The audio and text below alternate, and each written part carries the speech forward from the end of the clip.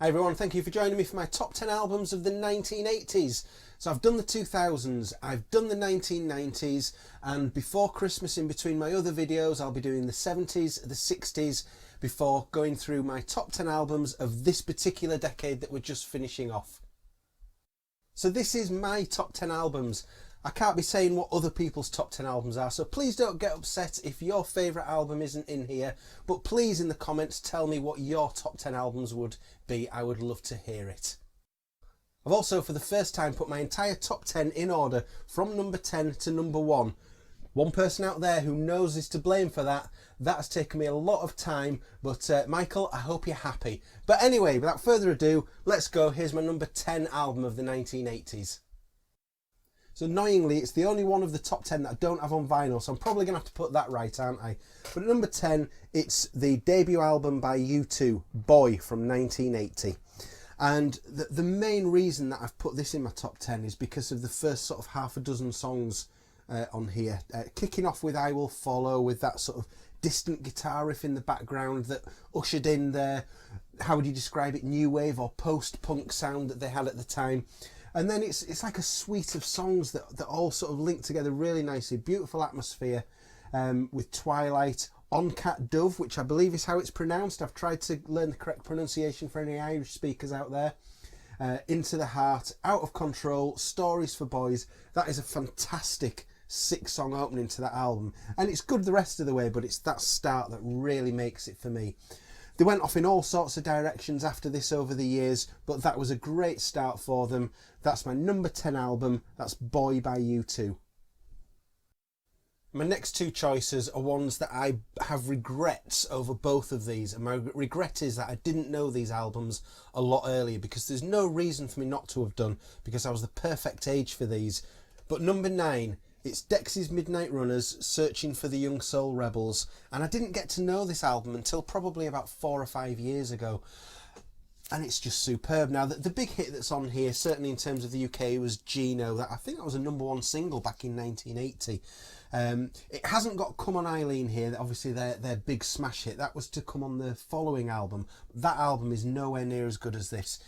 This mixes new wave and old soul. It's got fantastic brass throughout. It's got amazing energy.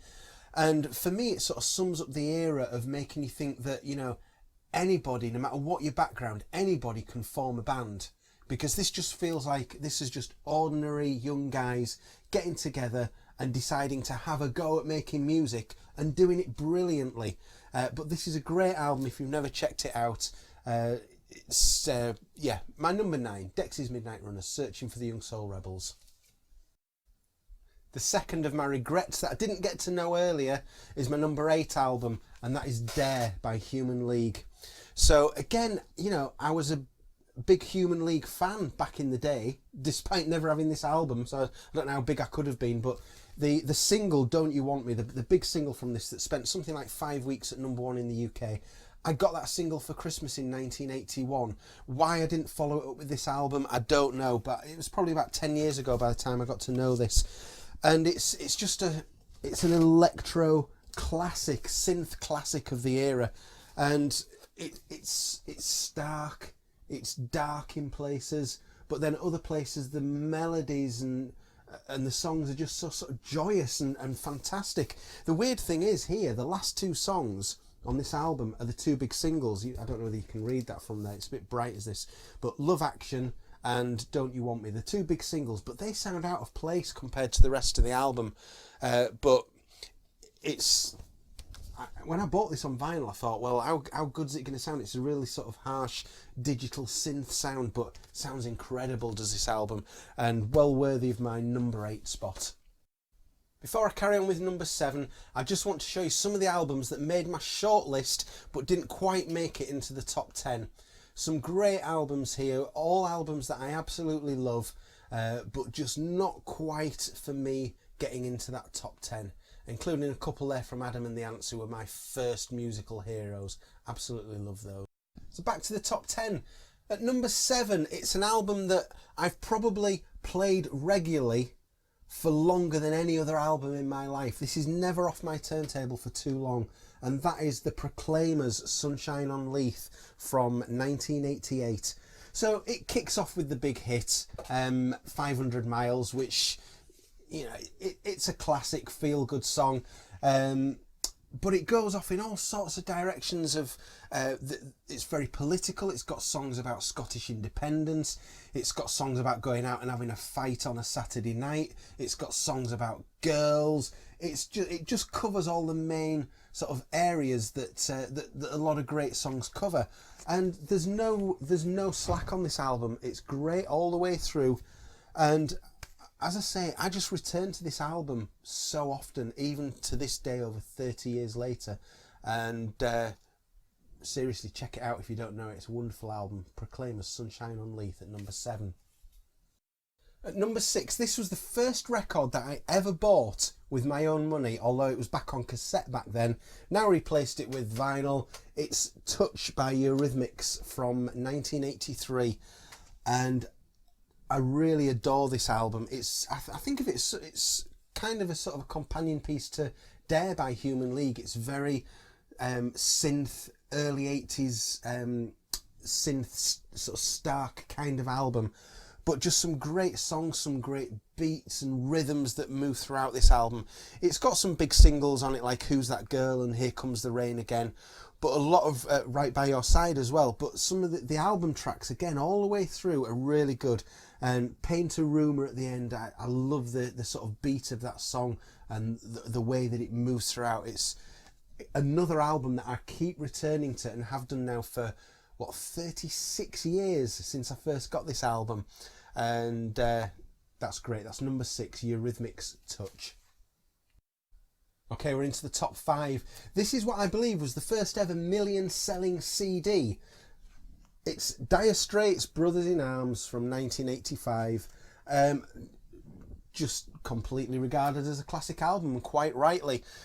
For me, Money for Nothing, the full version of this, just when that guitar finally kicks in after however long it takes, just absolutely superb. Walk of Life was a real big favourite single of mine at the time. I just thought that keyboard sound just sounded so great, and mixed with sort of good old-fashioned rock and roll, beautiful. Your Latest Trick, that's probably one of the highlights of the album for me, is when that saxophone comes in on Your Latest Trick. Just sounds amazing. I'm not massively fussed about One World towards the end. I could have probably done without that, but that's nitpicking. It's a classic album, quite rightly. It made superstars. They were already a big band, but this just propelled them into being one of the giants of the decade. And happy memories for me of this. My mum, who's no longer with us, if I used to put this album on in my bedroom, she was a fan. She'd shout upstairs, "Andrew, turn that music up!" And I've got nice memories of that. So I'll always have a special place in my heart for this album for those reasons, as well as the fact that it's a great album. That's number 5, Brothers in Arms. Number 4. For me, we're now into the realms of any one of these last 4 albums. I could probably justify a case for it being my number 1, but it's U2, the Joshua Tree. It's the second appearance by U2 in this top 10. Congratulations to U2 for that esteemed honour. Now, has there ever been an album in history so front-loaded with classics as this? I'm not sure. Look at that side one. Where the Streets Have No Name, Still Haven't Found What I'm Looking For, With or Without You. Now that is front-loading an album. But you know, it continues all the way through. Bullet the Blue Sky, amazing. Running to Stand Still, fantastic. And what they did with the live version of that song, they took it to a whole new place and made it even better. I think you could probably argue that the quality does dip a little aside on the second half of the album, but again, it is a great album all the way through, and it sort of comes back with a great finish at the end with sort of Exit and Mothers of the Disappeared. Some of these songs got great live versions on Rattle and Hum that came a couple of years after this. And this was really sort of the point where I started to get into U2. I've spoken in other videos about how it did take me a long time to learn not to hate U2. But sometimes when an album comes along that's as good as this, you can't really argue with it. So that's my number 4 album, but could easily be number 1. My next album at number 3 is not only a classic in its own right, but it's hard to underestimate how influential this would be to what followed in the UK a few years later. And it's the debut album by the Stone Roses. Now, I didn't get into the Stone Roses until about 3 years after this album came out, so unfortunately I sort of missed the main hype at the time, which again is weird because I was the perfect age for this album. I was about sort of 17, 18 when it came out, but somehow I just missed it completely. I Want to Be Adored. For me, it's one of the greatest opening songs on a debut album. It's fantastic. She bangs the drums. Brilliant. Then Waterfall. I talked about Joshua Tree being a front-loaded album. What about this one? That is an incredible 3-song opening.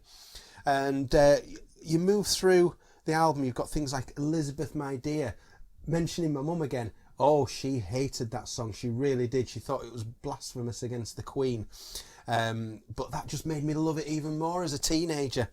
And then you get to the end, and it's got, again, in my opinion, one of the great endings ever. That 2-song ending of This Is the One, I Am the Resurrection.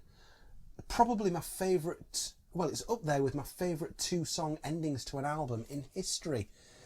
An incredible group. It's a shame it took them so long to follow up on this album with the second album, and it wasn't in the same league as this. It had its moments, but it wasn't as good as this. And, you know, they've cemented their place in UK music history just off the back of this album, no matter what they did afterwards. Absolute genius. That's my number 3, the Stone Roses. Okay, we're into the top 2 now. My number 2 album, when I was putting this top 10 together, I surprised myself by not putting this as number 1, because this is one of my favourite albums of all time, and it always will be. And it's the debut album by the Housemartins, London Nil, Hull 4 from 1986. This band were a massive part of my life as a teenager. From the first time I saw them on TV performing Happy Hour, through to the end of their career, which was only probably 2 years later at most. I was at their last ever concert, which they did at Bridlington Spa in, I think it was early 1988. That was the first gig I ever went to. This band means so much to me, and for me, there is not 1 ounce of slack on this album, all the way through from start to finish. I appreciate that many of you will not be familiar with this album, and do you know the reason why I've not put this as my number 1? And I feel like I'm being a bit harsh here. There is not 1 ounce of musical innovation at any point on this album. Although it's brilliant, it's fantastic, and I love it, it's not innovative in any way. It's great lyrics. That's the thing that sets this album apart, is the lyrics. Again, it's quite political. Some of these albums from the 80s, it probably passed me by a little bit at the time because I was so young, but just how political a lot of this stuff is. Things like Flag Day and Get Up Off Our Knees and such like, they're really, really sending a powerful message across. But yeah, I will always love this album, and I'm quite disgusted with myself at putting it at number 2, but I can justify it when I talk about what my number 1 album is. But London Nil, Hull 4 by the Housemartins, number 2. So here we are, my number 1 album of the 1980s. Now, I didn't realise until I was putting this top 10 together that this is my number 1, but I really, really feel I can justify this. So here it is. It is Kate Bush, Hounds of Love. This is a stunning album by one of the most creative geniuses I've ever had the pleasure to listen to. This is very much an album of 2 sides. The first side is more it's got the hits on it, it's got the singles, so songs like Hounds of Love, Running Up That Hill, Big Sky, Cloud Busting. These were sort of big singles at the time and great songs. But where this album sets itself apart for me is the second side, the suite of songs called The Ninth Wave, which tells the story of a woman drowning at sea and what happens to her as she's drowning, and the story of that she goes through. Does she survive at the end? Now, I think that's for you, the listener, to decide whether she survives at the end. But I had the pleasure in just over 5 years ago of seeing Kate live in London. Was it the first time that she'd performed for something like 35 years live?